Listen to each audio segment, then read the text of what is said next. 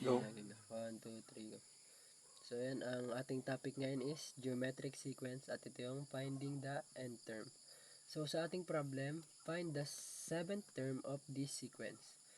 3, 12, 48, 192, and so on. So, meron tayong formula na a sub n is equals to a sub 1 times r or common ratio raised to n minus 1. Una nating gagawin is kuhain natin yung given. So, a sub 1 muna tayo. A sub 1 natin is 3.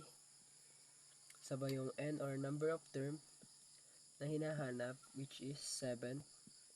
And yung ating common ratio na makukuha natin pag i-divide yung a sub 2 sa ating a sub 1. So, sa ating case is 12 divided by 3 at ang sagot dyan is 4. So, ang ating common ratio is 4.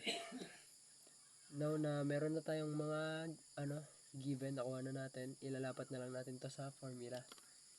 So, a sub 7 is equals to 3 times r or common ratio which is 4 raised to n 7 minus 1. So, as usual, unahin natin yung nasa loob ng parenthesis. So, 7 minus 1 is equals to 6. Ayan. 3. Tapos, 4 raised to 6. So, yan ay magiging 4,096. Ayan.